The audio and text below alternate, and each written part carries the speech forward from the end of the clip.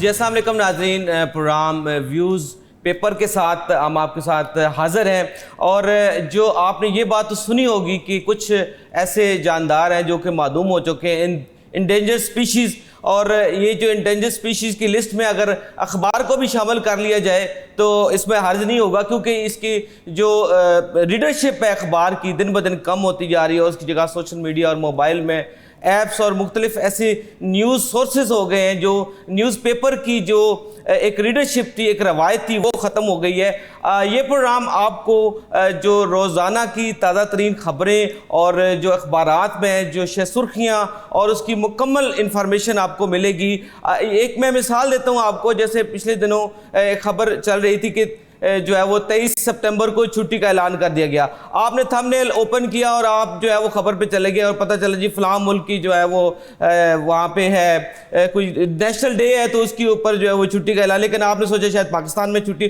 तो इनकम्प्लीट खबरें आपकी सोशल मीडिया में बरमार है और फेक न्यूज़ है। आपको खबरों से आगाह करने के लिए और जो स्टोरीज़ हैं हकीकत उनकी और उनके बारे में तफसीलात जानने के लिए ये प्रोग्राम आपके लिए तरतीब किया गया है। हमारे साथ मौजूद होंगे सीनियर सहाफ़ी तज्ज़ियाकार सईद अलवी साहब। उनसे पूछेंगे कि जो अखबार है वो कम से कम होती जा रही है और कुछ, अगर मैं गलत नहीं हूँ तो कुछ अखबार छपना बंद हो गई, सिर्फ उसका डिजिटल प्रीव्यू अवेलेबल है। हम वेलकम करेंगे सईद अलवी साहब को। अस्सलाम वालेकुम।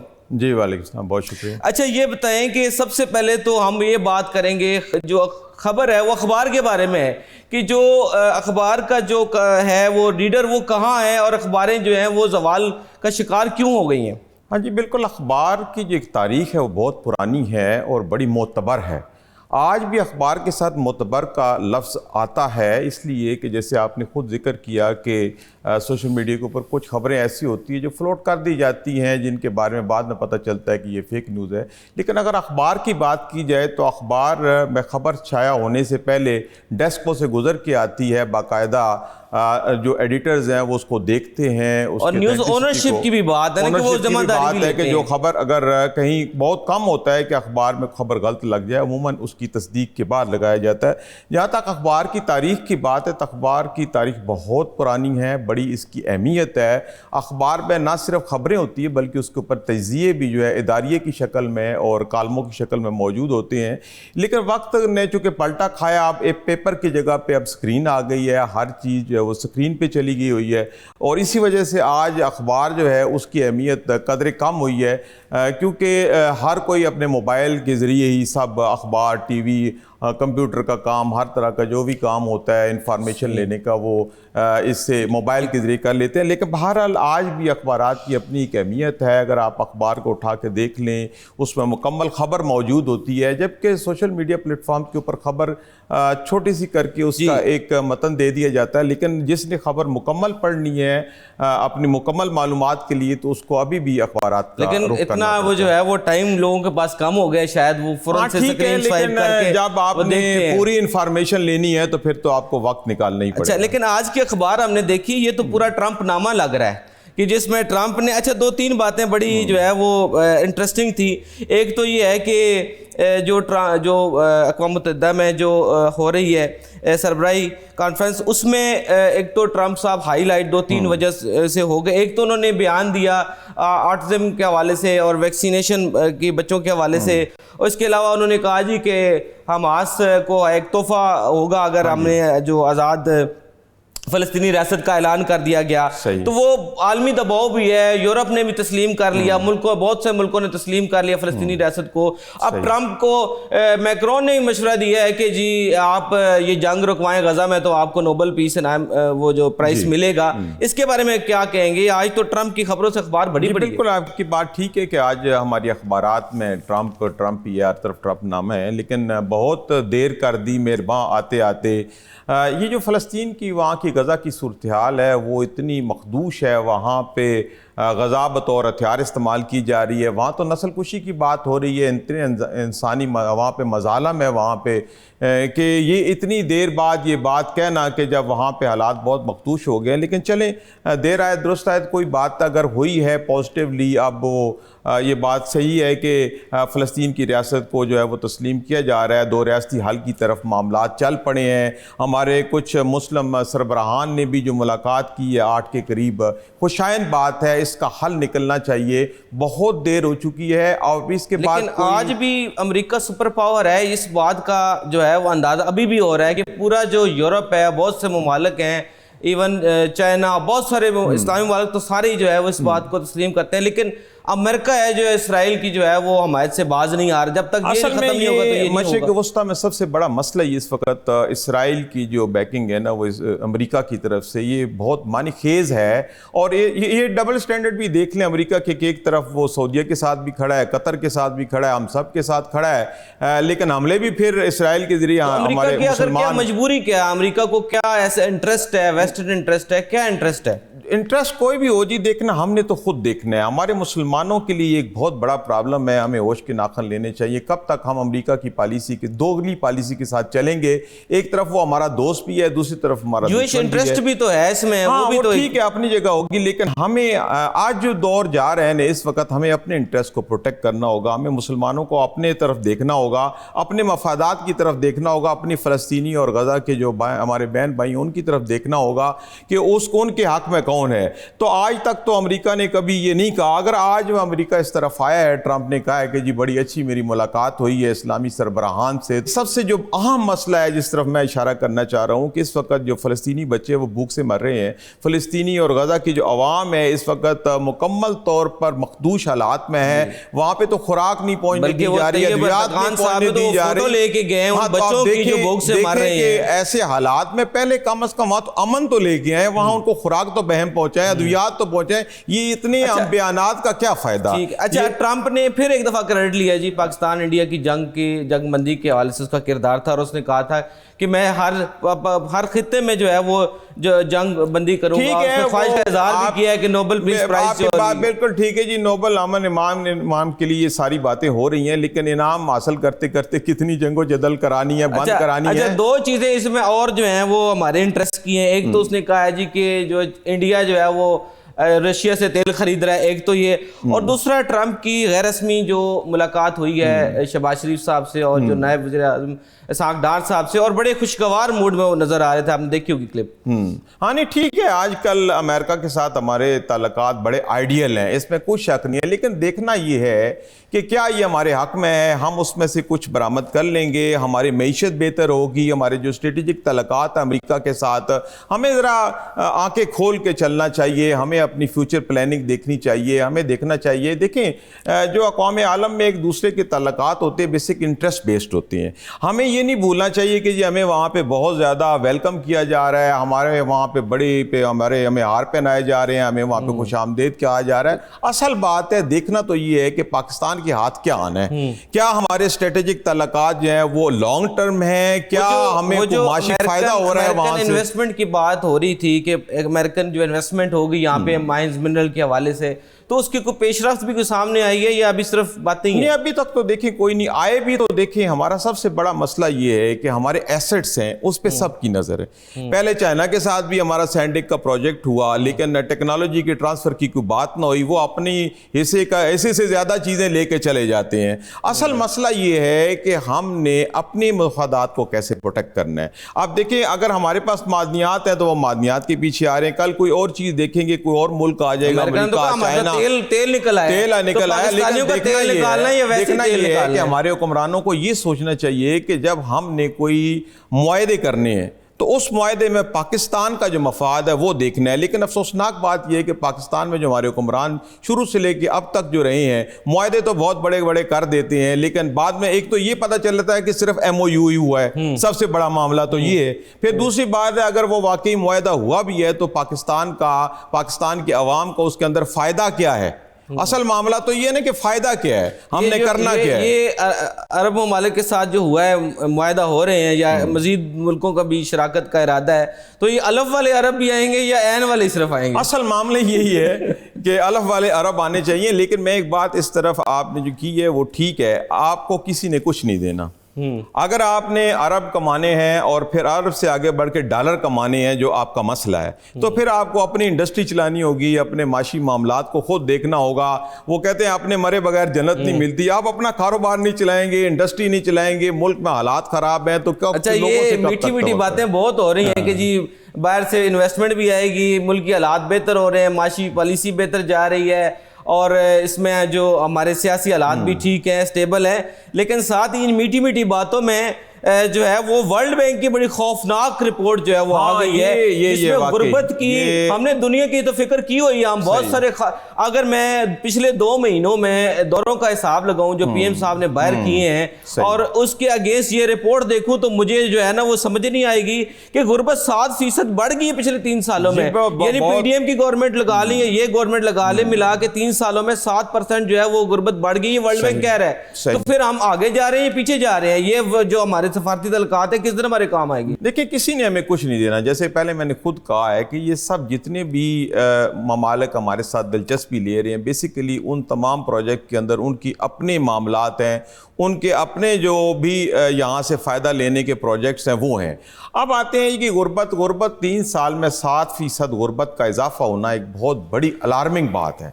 देखिए, हुकूमत कोई भी हो, बस बेसिकली आवाम के लिए कुछ नहीं किया जाता। अब गुर्बत क्यों है? गुर्बत इसलिए है कि पाकिस्तान के अंदर बेरोजगारी बहुत ज़्यादा है। इतनी ज़्यादा बेरोजगारी है, आप देखें कि पाकिस्तान में इस वक्त कोई सनत नहीं चल रही। हमारी जो सबसे अहम सनत है वह टेक्सटाइल। तो कैसे चलेगी? बिजली महंगी है, गैस है ही उसी तरफ आ रहा हूँ। देखिए, टेक्सटाइल थी, टेक्सटाइल के हम एक्सपोर्टर थे और अपने रीजन के तगड़े एक्सपोर्टर थे। अब देखना होगा कि हम क्यों वहाँ से निकले हैं। एक तो देख रहे हैं हमारे यहाँ सबसे बड़ा प्रॉब्लम है कि पॉलिसियों का तसलसल नहीं है, और ये कोई थिंक टैंक यहाँ पे नहीं है कि यार हमने अपने कारोबार और अपनी मईशत के ज़रिए आगे जाना है। टेक्सटाइल की सनत इस वक्त बंद है।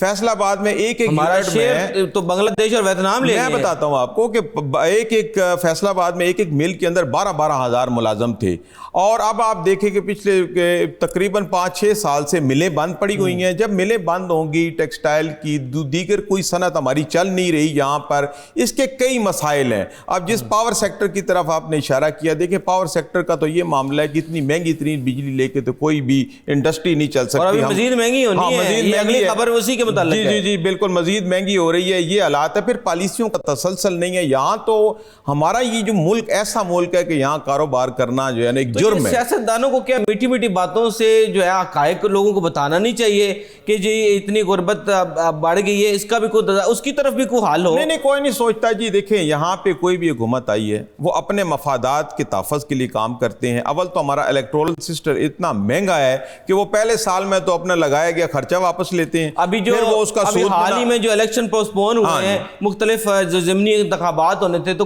अरबों रुपए तो उस पर लग गए। तो अब मैं उसी तरफ आ रहा हूं। जो भी हुकूमत आती है वो अपना पहले जो उन्होंने लगाए होते हैं वो पूरे करते हैं, फिर उसके ऊपर वो अपना सूद, अपना मुनाफा, अपना जो मर्जी कह लें, वो अपने कारोबार चलाते हैं अपने इंटरेस्ट में। जो चीज़ गरीब आदमी कहाँ जाएगा? गरीब आदमी है, हमारे मुल्क में गरीब आदमी की कोई अहमियत नहीं है, सिर्फ उसकी शनाख्ती कार्ड की वैल्यू है। जब ये वोटों में खड़े होते हैं तो वो फिर उनके शनाख्ती कार्ड इकट्ठे करके उसके अगेंस्ट को बिरयानी खिला रहा है, कोई पैसे दे रहा है। गरीब आवाम जो बेसिकली अपनी दुश्मन खुद भी है, उनको चाहिए कि जब उनके पास वोट का राइट है तो वो अपने मुताबिक इस्तेमाल करें। लेकिन बहरहाल यहाँ पे सिस्टम ऐसा है कि गरीब आदमी की कोई नहीं सुनी जाती। खत्म हो गई, गैस तो है ही नहीं, गैस तो दे ही नहीं, सुबह दोपहर शाम जो है वो नाश्ता लंच और रात को थोड़ी बहुत जिन इलाकों में आती है। LNG का भी पता कोई नहीं। इसके साथ एक और खबरी मैं देख रहा था कि पावर सेक्टर की गर्दिशी कर्जे जिससे हम अभी निकल ही नहीं पाए, पता नहीं 2009-10 के शुरू हुए हैं, और उस पर आज एक नया तड़का लगने का लगा है जी। वो ये है कि 1275 अरब रुपए जो है वो आज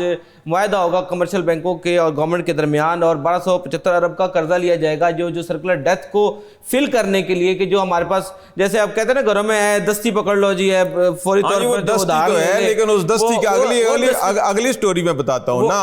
3 रुपए से ऊपर वो सार्फिन के ऊपर पर यूनिट डाल रहे हैं। बेसिकली सारा नज़ला जो है पाकिस्तान में गरीब आदमी पे आता है, और बिजली ऑलरेडी इतनी महंगी है कि लोगों की इतनी तनख्वाहें नहीं है जितना घरों का बिल आ जाता है। और फिर ये जो गरजी करदे को बेहतर करने के लिए ये जो कि इन्होंने एक अरेंजमेंट किया है, डंग टबाओ प्रोग्राम है पाकिस्तान के अंदर, तो यही होता है। कैसे लेंगे ये, कि स्टेट बैंक किधर है या वो कैसे? नहीं, ये तो बजट से भी बाहर है। ये तो एक आर्जी है, वो जैसे दस्ती पकड़ने वाली बात आपने की। असल बात तो ये एक हमारी जो मुल्क की इकॉनमी है वो दस्ती पकड़ने पे लगी हुई है, लेकिन असल मामला ये कि दस्ती पकड़ के अगर अपने ऊपर लगाएं या किसी तरीके से वो उसको खुद मैनेज करें। हमने जो अगर अवाम के ऊपर नहीं, अगर आपने अवाम के ऊपर डालनी है ना 3 रुपए से ऊपर पर यूनिट अगर आपने डालना है, तो फिर ये बहुत खतरनाक बात है।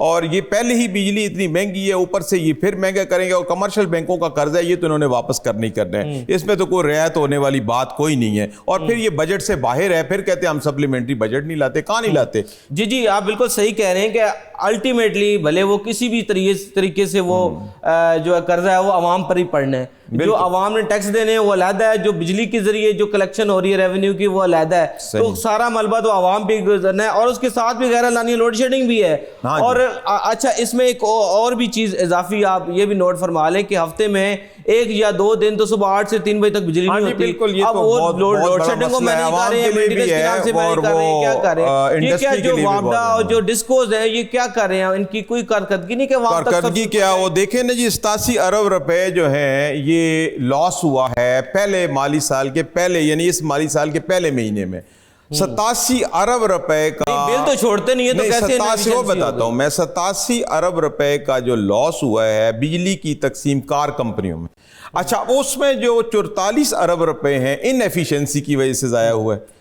अब वो इनएफिशिएंसी डाले हुए इनएफिशिएंसी क्या? इनएफिशिएंसी क्या है कि वो इदारा जो है मौसर नहीं है, उनका तरीका कार रिकवरी के मुलाजिमीन की अपने भी तो बिजली कनेक्शन। हाँ, वो वही तो मसला है कि वो खुद 6 एसी लगा के घर सोते, यही इनएफिशिएंसी है। 6 घर होते हैं जो किराए पे दिए हुए हैं। जी बिल्कुल, यही तो लॉसेज हैं जिसकी वजह से आप देखें 44 अरब रुपए एक महीने के अंदर अगर बिजली की तकसीम कार कंपनियों को इनएफिशिएंसी की वजह से लॉस हो रहा है। बिजली खरीदनी है उसकी तो उन्होंने पे करना है, तो वो तो करना है, इन्होंने एक तरीका कार पकड़ा हुआ है। अब जो तकसीम कार कंपनी है ना, वो घाटे में इसलिए नहीं जाती रिकवरी में कि वो जो गुड पे मास्टर्स हैं, जो देने वाले हैं, उनको वो डाल देते हैं, इजाफी यूनिट डाल देते हैं, अपना वो मीटर पूरा रखते हैं। लेकिन ये बिल बनाने में एफिशिएंट है, बिल बनाने में 200% एफिशिएंट है, बिल बनाने में एफिशिएंट है, लेकिन करप्शन में भी बड़े एफिशिएंट हैं। आप कहीं भी चले जाएं, जितनी भी तकसीम कार कंपनी है, उनके जो हालात हैं, आप किसी भी SDO के ऑफिस में अभी जाएं, बाहर आपको लाइनें लगी नजर आएंगी, और उनमें से आधे से भी जो ज्यादा जो बाहर सार्फिन खड़े होते हैं वो ओवर चार्जिंग, ओवर बिलिंग की वजह से खड़े होते हैं। ये डिस्कोस का हाल वही है, ऐसे दुकानदार की जो बिल में तो चीज डाल देता है, लेकिन चीज जाती नहीं है। जब चीज़ता पहुंच जाता है, वो कुछ चीज जो ज्यादा चीज है वो काट लेगा। लेकिन मैं एक बात करूंगा कि अगर हुकूमत को इन खसारे वाले इदारों की वजह से इतनी परेशानी है, आप उसमें रेलवे ले लें, PIA ले लें, उसमें आप ये वापडा का सेटअप ले लें, अगर इतना ही इनके अंदर इनको रोजाना नुकसान है तो फिर इसकी प्राइवेटाइजेशन में के इलेक्ट्रिक वाला तजर्बा क्या कामयाब हुआ है? जो नहीं हुआ, लेकिन कहीं भी दुनिया में कोई प्रोडक्शन करने वाली तो हुकूमतें नहीं होती कि वो रेलवे चला रही हैं, वो PIA तो प्राइवेटाइज कर दें बिजली के शोबे को, करें ना।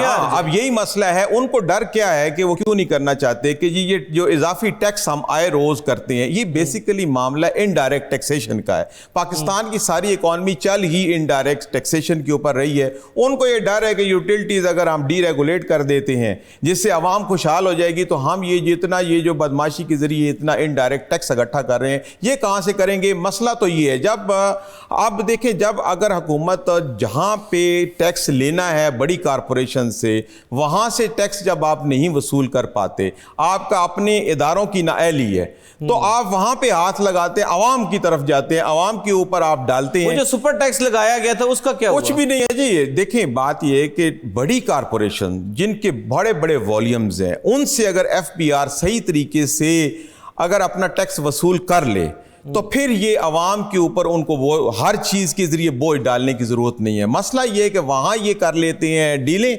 वहाँ से जहाँ से बड़ा जो इनको चंक आना होता है टैक्स का, वहाँ डील मार के ये साइड पे हो जाते हैं। और आवाम जो है, आवाम चूंकि मजबूर है, उसको बिल आ जाना है, वो पानी का, बिजली का, गैस का। 18% सेल टैक्स जो कलेक्ट होता है वो गवर्नमेंट के पहुंचता है, ये कहाँ जाता है जी? देखें, वही अगेन मैं बात करूंगा कि जहाँ पे मेजर जंक है, जहाँ पे मेजर जो आपकी सेल्स हैं, उन पे आप हाथ नहीं डालते, आप तब तक जो है वो टैक्स का हदफ पूरा नहीं कर सकते। यहाँ तो आसान है कि आप बिलों के जरिए भेज दें जनाब, आवाम को भेज दें 2 रुपए 4 रुपए हर महीने। जब सुने जनाब बिजली महंगी, गैस देखें, गैस का बिल आता था 300 400 500 600, अब इतने हजार आ रहे हैं। चलें जी, जो जिसका बिल आएगा उसने तो भरना ही भरना है जी। हमारे साथ मौजूद हैं इस वक्त सेनेटर हुमायूं मोहम्मद साहब, जिनका ताल्लुक पीटीआई से है। इनसे पूछेंगे कि जो मुख्तलिफ जो है वो तरीके चलाई गई हालिया जो मिशन नूर के हवाले से, उनको क्या कामयाबी मिली, और इसके ऊपर जो कुछ तनकीद भी सामने आई मजहबी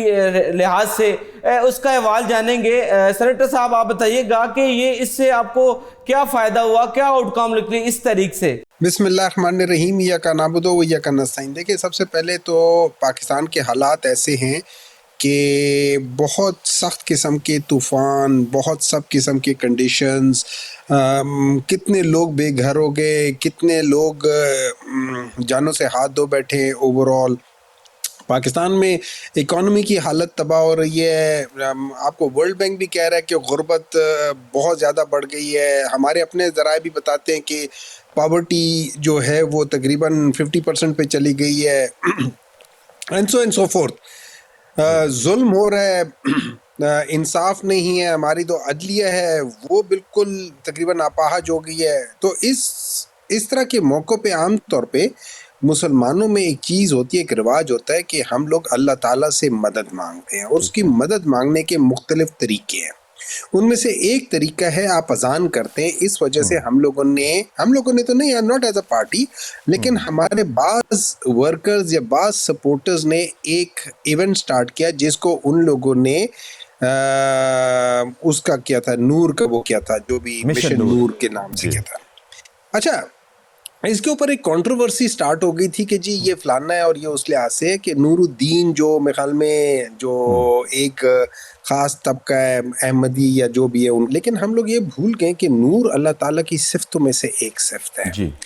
जो हमारे जिस सेनेटर ने इसके ऊपर इसका नाम बदल के क्या, उसका नाम भी नूर से स्टार्ट होता है, और वो भी एक मजहबी उससे ताल्लुक़ रखते हैं। तो आप ये सोच लें, इसको उस लिहाज से कर देना ये गलत बात है। बाकी आप उनके जो बिलीफ है उससे आप बेशक डिसएग्री करो, वो कोई मसला नहीं है, लेकिन ये कह देना कि जब अगर आप उन लोगों के नाम देखो, उनमें से कितनों के आगे मोहम्मद, कितनों के अंदर अहमद, किसी के अंदर क्या हो गया, ये चीज़ ना करें। तो लेकिन स्टिल हम लोगों ने उसको कहा कि इसको मुझे है हुक्म अज़ान ला इलाहा इल्लल्लाह के लिहाज से वो करके करो। लेकिन मकसद क्या था? अल्लाह ताला से मदद मांगना इस मुल्क के लिए कि अल्लाह ताला इस मुल्क पे रहम कर, यहाँ पे जुल्म हो रहा है, आप उस जुल्म के सिस्टम को ख़त्म करें। क्योंकि हज़रत अली रज़ी अल्लाह ताला अन्हु का कौल है कि कुफ्र का निज़ाम चल सकता है, जुल्म का नहीं चल सकता। तो हम उस जुल्म के ख़िलाफ़ अल्लाह ताला से मदद मांग रहे। हम उन जो नागहानी आफात अल्लाह ताला ने भेजी है, पता नहीं कि क्या आजमाइश है या हमें सज़ा है, उससे हम पनाह मांगने के लिए कर रहे हैं। ये जो गरीब होते जा रहे हैं, जो लोग खुदकुशियाँ कर रहे हैं, जो मुल्क छोड़ रहे हैं, उन सब के लिए हम ये कर रहे हैं। तो इसमें और कोई बात नहीं। अच्छा सेनेटर हुमायूं साहब, जिस तरह जितनी गुफ्तगू आपने अभी की है, उससे तो ज़ाहिर होता है कि ये पार्टी की तरफ नहीं था, आपके चंद कोई लोग थे जिन्होंने ये की। लेकिन पिछले अगर आप देखें 1-1.5 साल से तो कोई भी तहरीक जो PTI की तरफ से अनाउंस की गई है, चाहे वो स्ट्रीट्स के ऊपर अपने पावर शो हो या कोई भी, अभी ये पहले आपकी तहरीकें कामयाब होती रही हैं, लेकिन अब जनरली ये देखा गया है कि आपकी कोई भी तहरीक कामयाब नहीं हुई। एक पेज पे नहीं है आप लोग, आपके जो जितनी भी क़यादत है वो कोई कुछ कहता है, कोई कुछ कहता है। जैसे अभी मिशन नूर के हवाले से भी कई आपके रहनुमाओं ने ट्वीट्स करके वो जो है वो डिलीट की है, कईयों ने इसको जो है वो नेगेट किया है, कईयों ने इसकी हमायत की है। तो जनरली अभी ये देखा जा रहा है कि PTI जो मरकज़ी क़यादत है वो एक पेज पे नहीं है। इसकी क्या वजूहात? अगर आप एक पेज पे नहीं होंगे, अवामी ताकत का मुजाहरा नहीं करेंगे, तो किस तरह खान की रिहाई मुमकिन हो पाएगी? देखिए, सबसे पहले तो ये 2-3 चीज़ें हैं। खान की रिहाई का ताल्लुक हमारी इससे डायरेक्ट जुड़ी हुई नहीं है, बट इनडायरेक्ट हाँ, उसका एक प्रेशर हो सकता है। और ये मैं एग्री करता हूँ कि हमारी जो लीडरशिप है ना, वो उतनी मैच्योरिटी या उतनी उस एहसास का क्या कर सकते हैं, वो नहीं कर पा रही कि हमें इस वक्त इख्तिलाफ होने के बावजूद इकट्ठे रहना चाहिए। ये वो वक्त नहीं है जिस वक्त हम इख्तिलाफात को दे।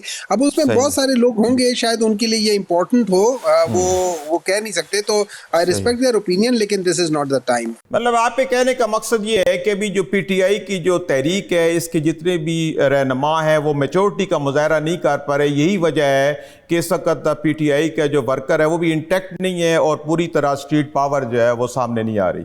देखिए, पाकिस्तान तहरीक इंसाफ का वर्कर 100% इंटैक्ट है। पाकिस्तान तहरीक इंसाफ के लीडरशिप 100% इंटैक्ट है। मैं मिसाल देता हूँ। देखिए, इस वक्त पाकिस्तान में तकरीबन 150 के करीब मुख्तलिफ पॉलिटिकल जमातें हैं, ठीक है। दैट मीन्स 150 मुख्तलिफ सोच वाली जमातें हैं, जिनमें से अगर मेजर को हम गिन लिया जाए तो उसमें कोई 5 आप गिन सकते हैं, 5 या बहुत ज़्यादा हुआ तो 6 गिन सकते हैं। सही।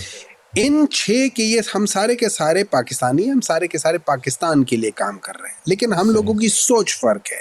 कोई किस तरीके से करना चाहते हैं, कोई किस चीज़ को सामने रखना चाहते हैं, और ये सारी इंपॉर्टेंट चीज़ें होती है। जो पीटीआई कहती है, पीपल्स पार्टी जिस पे बिलीव करती है, नून जिसको अपना मौक़िफ़ बनाती है, या जेयूआई या जमात इस्लामी या एमक्यूएम, वो सारे एक एक पॉइंट को लेकर आगे जा रहे हैं। लेकिन ओवरऑल तो सबकी बातें इकट्ठी एक जैसी होती है ना, सिर्फ एक आध चीज़ इशू आगे पीछे हो जाता है।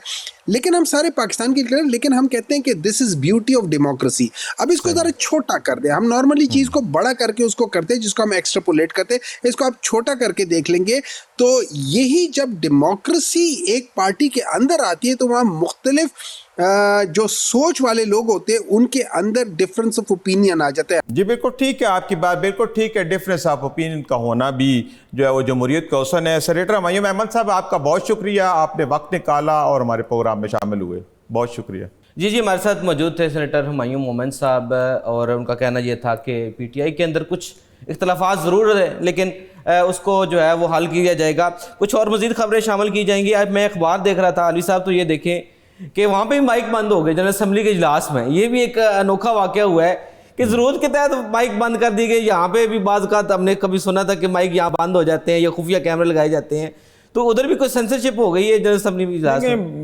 क्या मैंने पहले भी ये बताया आपको कि जो मुल्कों के आपस में तल्लुकात हैं, ये इंटरनेशनल पॉलिटिक्स है, बेसिकली सारा मफादात के ऊपर बेस्ड है। और चंद ताकतें आपको पता है, पहले तो यूनिपोलर वर्ल्ड थी, अब ज़रा मशरक़ की तरफ मामलात आते जा रहे हैं। अब ये दुनिया को ये हज़म नहीं हो रहा तो कि अब इधर कोई ताकत के मराकज़ बने, तो जाहिर बात है डिफरेंस ऑफ ओपिनियन वहाँ भी है, लेकिन बहुत ज़्यादा। इसके साथ साथ 2-3 खबरें जो मुझे इधर के वाले माहौल से मुमासलत नज़र आई, वो ये है कि वहाँ पे भी थ्रेट जो है उनको मिले हैं। उन्होंने भी पता नहीं कि कितनी 1 लाख से में बंद कर दी हैं। उनको भी खतरा पड़ गया है कि इधर भी कोई मसला हो सकता है। हम भी सिग्नल बंद कर देते हैं, हम भी से में ब्लॉक कर देते हैं। बस जहाँ देखें मामलात ऐसे ही हैं। बेसिकली वो पहले भी बात ऐसी हो रही थी कि अवामी मफादात के ऊपर जो है ना वो तवज्जो नहीं देता। जहाँ जिस तरफ भी देखें ये अशराफिया किसी भी मुल्क की है तो अपने जो उनके मामलात तवज्जो देते हैं। प्रोटोकॉल का अंदाजा लगाएं कि फ्रांसीसी सदर को जो है वो रुकना पड़ा सड़क पे और पैदल जाना पड़ा कि जो ट्रंप साहब का जो है वो प्रोटोकॉल जा रहा था, तो वो उसने इवन खुद फिर ट्रंप को फोन करके कह रहा है कि भाई मुझे जाने दो। तो ये प्रोटोकॉल यहाँ पे भी है, उधर भी है। प्रोटोकॉल तो सब कुछ है जी। देखिए हुक्मरान कहीं भी हैं तो उनका प्रोटोकॉल जो है वो वाकई होता है, और ये प्रोटोकॉल को एंजॉय करने के लिए सारा ये करते हैं। और देखें ये सिर्फ पाकिस्तान में नहीं, दुनिया के अंदर जो पॉलिटिक्स है ये कारपोरेट पॉलिटिक्स की तरफ बढ़ रही है। ये एक बहुत बड़ा अलमिया है। यही वजह है कि अवाम के जो ज़रूरियात है, अवामी खिदमात के जो मंसूबे हैं वो नहीं हो रहे, इसलिए कि अब दुनिया में जो भी पॉलिटिक्स जिस तरफ जा रही है वो बड़ी पैसे की तरफ जा रही है, कारपोरेट सेक्टर की तरफ जा रही है। वो पैसा लगाते हैं, आके पैसा कमाते हैं। बड़ी बड़ी कारपोरेशन जो है वो इलेक्शंस के अंदर बड़ी जमातों को सपोर्ट करते हैं, पैसे लगाते हैं। ये कोई ओपन सीक्रेट है, कोई छुपी बात तो है नहीं। सही। पंजाब गवर्नमेंट ने भी दावा किया था कि जो डाला कल्चर उसको खत्म किया जाएगा, तो क्या डाला कल्चर में रुझान में कोई फर्क आया है या पंजाब गवर्नमेंट के सिर्फ नारे ही हैं बस? नहीं देखिए कहाँ फर्क आना है, अब वो डालों का इजाफा हो गया है। आप पैरा के डाले आप देखें माशाल्लाह सरकारी प्रोटोकॉल रेगुलराइज कर जाते हैं। अब तो वो डाला खतरे को खत्म करने के लिए डाला है। अच्छा डाला भी आया है, और डाला जो है वो जाके आलू प्याज के रेट चेक कर रहा होता है डाले से उतर के, तो वो बड़ी वो डाला जो एसी है, हाँ जी, या जो अंडर ट्रेनिंग एसी है या एसी है, वो उसका पेट्रोल और उसका वो अफोर्ड कर सकता है। देखिए ये महंगाई बढ़ेगी ना, इससे मजीद बढ़ेगी। जब देखें IMF ने पहले कहा है कि अगर आपने हुकूमत सही करनी है, हमारे साथ मामलात करने हैं, तो हुकूमत की राइट साइजिंग करें। और राइट साइजिंग का मतलब ये नहीं कि आप इदारों के अंदर फिर इदारे ये तो फिर अब देखिए ना, पैरा CCD बहुत सारे कोई भी लगा लें जी, कोई भी लगा लें। देखिए कोई भी इदारा है, इदारे तो सारे मौजूद हैं, मतलब पुलिस मौजूद है, लॉ एनफोर्समेंट एजेंसी मौजूद है। ये दोबारा भी मैं उसी तरफ आ रहा हूँ जी, जितने भी इदारे हैं पंजाब गवर्नमेंट के या दूसरी गवर्नमेंट्स के, इदारे पूरे हैं, कानून भी पूरा है। ये नहीं कि कानून के अंदर कोई चीज रह गई है या इदारों के अंदर। आप जो मौजूदा इदारे हैं उनको आप स्ट्रेंथन करें, उनको वसाइल मुहैया करें, उनके ऊपर मॉनिटरिंग सख्त करें ताकि कानून की अमलदारी हो।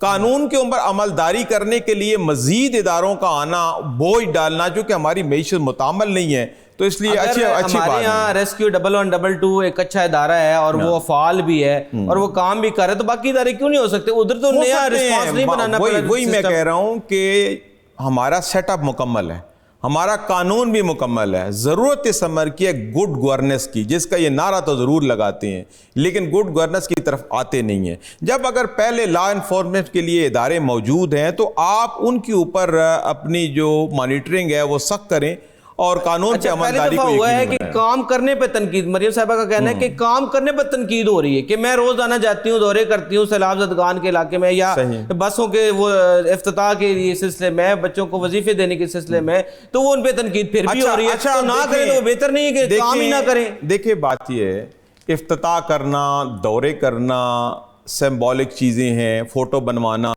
टिकटॉक्स बनाना सिंबॉलिक है। मतलब टिकटॉक की हद तक सीएम जाती है ना जी, कोई भी सीएम जाता है तो एक खास मखसूस जगह होती है, उसको उसी तरह सजाया जाता है, पूरा सेट लगाया जाता है, बिल्कुल पूरा सेट लगाया जाता है। उस सेट के ऊपर हुक्मरानों को ये वहाँ उसी अपने एक तरीकाकार के मुताबिक विजिट करा के वापस ले, लेकिन बाना भी है ना, वो तो नहीं भेजना, आपको सिक्योरिटी का मसला है।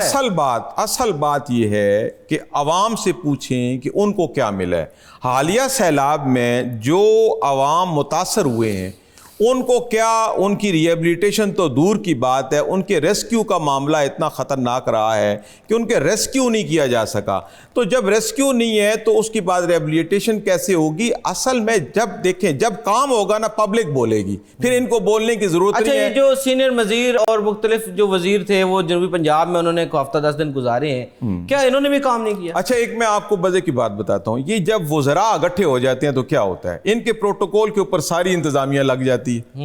अब वो इंतजामिया तो बेचारी इस चक्कर में होती है, पानी दे रही है, वो तो इस चक्कर में होती है इंतजामिया के। मैं वही कह रहा हूँ कि मैं तो वो इंतजामिया जो है वो आवाम को सर्विसेज देने के बजाय वो ये कोशिश करते हैं कि ये जो हुक्मरान आए हुए हैं ये खैर खैरियत से चले जाए, हमारी नौकरी बच जाए। तो इनके जाने से अवामी खिदमात के अंदर रुकावट तो हो सकती है। वो तकरीबन डूब गया, अलीपुर तहसील डूब गई, बड़ा कुछ हो गया। लाहौर के अंदर आप देख लें, यहाँ पे क्या क्या कुछ नहीं हुआ, इतनी बड़ी पोश आबादियां डूब गई हैं। देखिए बात ये है कि जब आप आवाम के लिए प्रैक्टिकली कुछ करेंगे। थीम पार्क किसकी थी जो 20,000 घर जो बना लिए गए? बस वो ये उसका एक ही नाम है, वो कब्जा ग्रुप है। वो इसका एक ही नाम है, वो जिसकी ये थी, जिसकी दूसरी थी, सब एक ही की है, उनका एक ही नाम है, वो एक कब्जा ग्रुप है। और वो जो है वो नहीं बाज आते, वो सादा लो अवाम को जो है वो लूट के वो चले जाते हैं और अवाम भी बेखबर है। अब शायद अवाम को कुछ थोड़ी सा ये समझ आ जाए कि मुझे ये ज़मीनों के चक्कर में, जब ये प्लाटों के चक्कर में हम जाते हैं तो हमें थोड़ी सी तहकीक कर लेनी चाहिए कि ये ज़मीन उसकी है भी कि नहीं है, हमें बेची जा रहा है। अच्छा, ये एज मिनिस्टर जो इन्फॉर्मेशन, उनका कहना ये कि सैलाब मुतासिरीन के लिए कार्ड मुतारफ कराया जाएगा, तो क्या करोड़ों की आबादी जो मुतासर हुई उनको करोड़ों कार्ड दिए जाएंगे? वो कार्ड तो देखें, मेरी बात सुने, प्रोसीजर जितना मर्जी बनाते जाएं इतना लेंथी होता जाएगा और वो जो फंड मुकर्रर किया गया है उसमें से से फिर कार्ड बनेंगे, कार्ड तकसीम होंगे, फिर ये हमारे मिनिस्टर जाएंगे वो वहाँ पे तकसीम करने, चंद कार्ड देंगे तो वो फ़ोटो बनेगा। वो देखें, जब मैं दोबारा अपनी तरफ आना चाह रहा हूँ, मैं ये बात कहना चाह रहा हूँ कि अगर आवाम की खिदमत हो जाए, इनको दौरे करने की भी ज़रूरत नहीं है, इनको प्रेस कॉन्फ्रेंस करने की भी ज़रूरत नहीं है, पब्लिक खुद कहेगी कि जनाब ये मेरा काम ज़्यादा पंजाब के एन रिलीफ के मौके पर रिलीफ कमिश्नर को तब्दील कर दिया गया, ये क्या बात हुई? देखिए बात ये है कि ये चलें तब्दीलियां तो होती रहती हैं, असल देखना है कि जो डैमेजेस काउंट करने हैं, जो नुकसानात का तखमीना लगाना है, तो उसी ने लगाना था ना, वही वर्किंग हो रही है। ये सारा जो है महकमा माल का काम है जी। और महकमा माल जो है वो पटवारी से लेके ऊपर तक जिस तरह के उनके हालात हैं वो सबको पता है। अब वो तो पटवारी को ये नहीं पता कि 20,000 घर लाहौर में होना क्या है, वो नहीं होना क्या है कि वो जब वो तखमीना लगेगा तो उमरा को वो पैसे मिल जाने हैं, जरूरतमंदों तक पहुंचने नहीं। ये को पहली बार आप रमजान पैकेज देख लें, कितने पैसे मिल जाएंगे उस कार्ड से, क्या किसान जिसकी फसल जाया हो गई है। देखें और मैंने कबीर वाला में एक शहरी से गुफ्तगू हुई मेरी, तो वो कह रहा था मेरी जमीनों में रेत आ गई। अब जिस जमीन पे रेत आ गई, क्या वो काबिल काश्त रहेगी? ज्यादातर जमीनों में रेत आई है। आप देखें कि इधर हमारी अपनी जो पोस्ट सोसाइटी यहाँ पे डूबी, उसकी भी आप देखें जाके वो रेत आ गई। ये रेत आवाम का काम नहीं है इसको निकालना। बेसिकली जो रिलीफ का काम है वो प्रैक्टिकली करना चाहिए। हमारा ये ज़री मुल्क है और हमारा जो इस वक्त जो सबसे ज़्यादा लॉस हुआ है सैलाब से वो ज़री ज़मीनों का हुआ है और हम ऑलरेडी हमारा किसान इंतहाई पिसा हुआ है, इंतहाई परेशान हाल है। और अभी ये जो सैलाब गुजर के गया है इसके बाद हमारे किसान के पल्ले कुछ नहीं बचा। अगर पंजाब हुकूमत मदद करना चाहती है, अगर पंजाब हुकूमत चाहती है कि यहाँ पे किसान चले, बहरान देख रहे हैं, वही मैं उस तरफ आ रहा हूँ ना, मैं उसी तरफ आ रहा हूँ जी। गंदम की जब आप बात कर रहे हैं, गंदम की मैं उसी तरफ आ रहा हूँ। पिछले साल आपने खुद मरियम नवाज साहबा ने कहा कि जी आप गंदम बोएं, हम आपके साथ खड़े हैं, आपको नुकसान नहीं होगा। अच्छा, फिर जब गंदम की फसल आ गई, ना इमदादी कीमत मुकर्रर की गई, ना बारदाना दिया गया, ना सरकारी खरीदारी हुई, उससे ना 2-3 चीजें बड़ी अहम थी। एक तो फूड सिक्योरिटी का मसला है, हुकूमत के पास एक, नहीं, वो तो नेशनल मसला है, पंजाब का तो मसला ही नहीं है ना। चले कोई बात नहीं, पंजाब भी तो पाकिस्तान का हिस्सा है, पंजाब भी तो पाकिस्तान का हिस्सा है ना जी। पंजाब ने अपने हिस्से का काम करना है। जब गंदम देखें जी, पाकिस्तान की सबसे बुनियादी फसल है और जब आपने किसान को रोल देना है, देखिए किसान के दुख बहुत हैं। देखिए डीजल महंगा है, बिजली महंगी है, इस वक्त खाद इतनी महंगी है, बल्कि बात मिलती नहीं था कि मैं जो आड़ती कल्चर इसको खत्म कर, नहीं वो कोई भी नहीं करता। देखिए उसको कौन करेगा? आड़ती कल्चर जो है वो किसान के लिए रीढ़ की हड्डी की हैसियत रखता है। क्यों? जब उसने फसल बोनी होती है वो जाता है आड़ती के पास, वहां से वो अप फ्रंट पकड़ता है, बाद में मार्केट में ब्लैकमेलिंग। मैं वही बता रहा हूं ना कि वो वहां से वो उधार पकड़ता है कि जी मेरी ये फसल आ रही है, मुझे आप गिरवी पैसा दें। अपनी फसल को वो पैदा होने से पहले गिरवी रखाता है। अगर मरियम नवाज साहबा कुछ करना चाहती हैं तो वो किसानों को सॉफ्ट कर्जे दें और बहुत कम प्रोसीजर के ऊपर। ये नहीं कि आप 2 महीने तो कह रहे हैं किसान कार्ड 1.5 लाख रुपए पर, देखिए 1.5 लाख से क्या बनता है? अगर आप देखें हजारों रुपए की तो एक खाद की बोरी है, बीज इतना महंगा है हमारे यहाँ। सॉरी, 1.5 लाख रुपए सिर्फ टोटल मैक्सिमम है। मैं वही कह रहा हूँ ना, 1.5 लाख तो आप देख। अच्छा, फिर ये भी देखें पाकिस्तान के अंदर कोई भी सरकारी काम है या बैंक से पैसे निकलवाने, वो आसान है? वो बहुत मुश्किल है। वो तो कहते हैं कि इसको जरूरत नहीं, उसको देंगे। देखें हमारा जो किसान है ना, बेसिकली इस वक्त जो ज्यादातर किसान है वो ठेके की जमीनें कर रहे हैं और ठेके के जो जमीनें लेके वो बुआई का बिजाई का किसान का काम कर रहे हैं, वो ऑलरेडी जो है वो ऑलमोस्ट मर चुका है। अब इस सैलाब ने उसको मजीद तबाह कर दी है।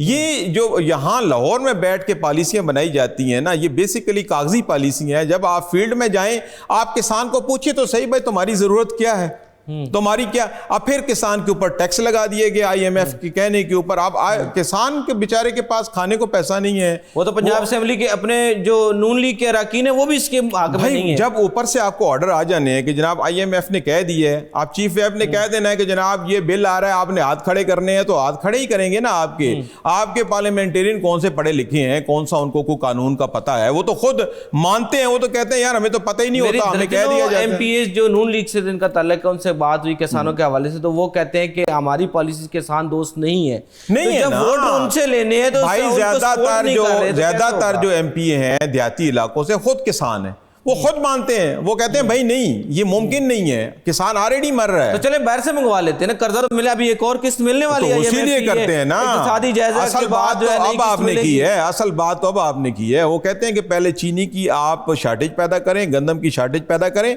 फिर हम बल्क में बाहर से मंगाएंगे। हमने इंक्वायरी करवाई थी कि ये बाहर किसने चीनी भेजी, मुमकिन है कि वही चीनी हो जो हम एक दफा भेजते हैं फिर वापस मंगाते हैं। असल तो यही वो माफियाज हैं जो सब थोड़े ही बदल देते हैं कि वही रहते हैं जो वापस मंगवाते हैं। देखिए, भोरे बदलने की उनको क्या जरूरत है, जब जेबें गर्म होती हैं हर चीज अप्रूव हो जाती है। आप कैसी बात कर रहे हैं, ये सारा जो कुछ हो रहा है। चले एक बात तो माने ना कि जो वज़रा हैं वो बगैर जो है वो सहूलतों के उधर रहे हैं, ये तो मानना पड़ेगा ना कि कम से कम गर्मी बर्दाश्त की है। पर्पस क्या था? चले कोई बात नहीं, मान लिया, चले मान लिया कैंपों में रहे, उन्होंने चले मान लिया 2 दिन मिनरल वाटर नहीं पिया, चलो मान लिया 2 दिन वो मिनरल वाटर की बात नहीं हो रही है, वो मान लिया, चले बात हो रही है। और चले मान लिया जी वो वहां पे नीचे सोए हैं, सारी बातें हैं, लेकिन एंड रिजल्ट क्या है? क्या उस इलाके के अवाम को रिलीफ मिला है? क्या वहां पे इमदाद पहुंची है? क्या जिनके घर गिरे हैं वो बने हैं? क्या जो स्कूल गिरे हैं वो बने हैं? अभी वो तो बच्चों को मिले हैं ना गिफ्ट, वो जब सीएम साहब जाती हैं तो साथ वो गिफ्ट भी लेके जाती हैं। हाँ, तो वो उतनों को मिले हैं, उतनों को मिले हैं।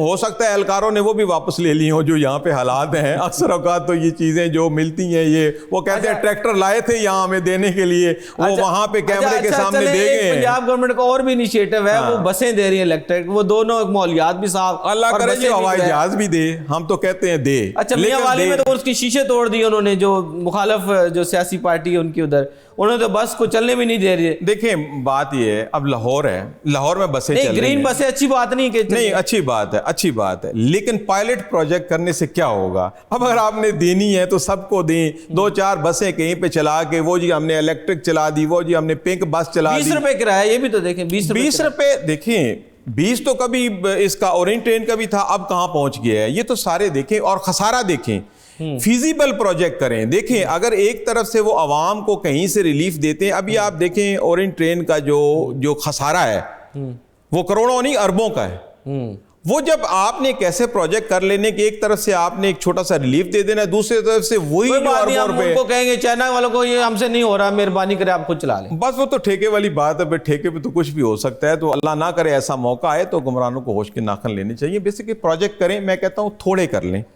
इतने करें कि जितना इनके पास फंड मौजूद है, प्लानिंग मौजूद है इनके पास, ताकि वो प्रोजेक्ट होने के बाद आवाम को भी फायदा हो और उसको हुकूमत बर्दाश्त भी कर सके। चले जो 20 रुपए में सफर कर रहे हैं थोड़ा बहुत उनका भी तो चले, कोई अच्छी बात है, लेकिन उसके बदले में कहीं से जब वो टैक्स देंगे। चले आखिरकार पाकिस्तान जो है वो जीत गया श्रीलंका से, जैसे कि वो लड़खड़ाती बैटिंग लाइन अब उसके बाद जो वो असम्बली है। अच्छा, एक बात सोचने वाली है कि जिस बेचारे का कोई नहीं होता उसके ऊपर हर बंदा तरकीर के लिए वो चढ़ दौड़ता है। तलत हसनैन तलत ने जो है वो ऑलराउंड परफॉर्मेंस दी, उसके बारे में बहुत लोगों ने कहा कि ये कौन ले आए हैं, इसके ये किधर से आ गया है, इसकी तो सिफारिश नहीं है, ये खेलेगा नहीं। कल उसने अकेले बंदे ने मैच जितवाया।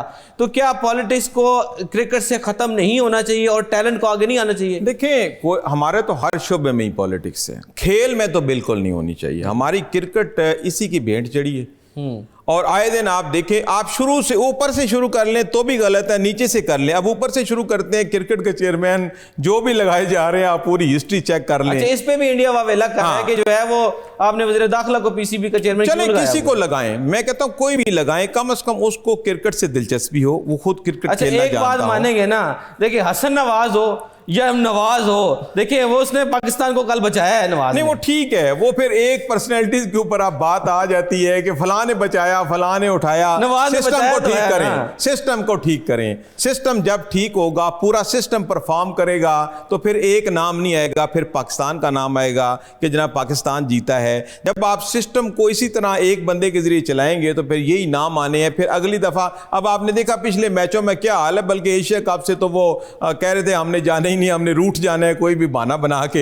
हाँ जी मुदस्सिर साहब, आप बताएं, आपकी तो बड़ी दिलचस्पी है क्रिकेट में कि पाकिस्तान जो है वो फाइनल मैच तक कैसे पहुंचेगा एशिया कप में, क्या कोई इसकी उम्मीद की जा सकती है? क्या दिलचस्पी तो हमारी बड़ी थी, लेकिन हमारे बड़े बड़े नाम ही इस टीम में नहीं है। लेकिन फिर भी चले, टीम अगर परफॉर्म करे तो हमें तो अच्छा है कि पाकिस्तान किसी तरीके से फाइनल में पहुंच के और फाइनल जो है वो जीते, लेकिन सिनेरियो बड़ा मुख्तलिफ है, पाकिस्तान का डिफरेंट है वो फाइनल में पहुंचने का।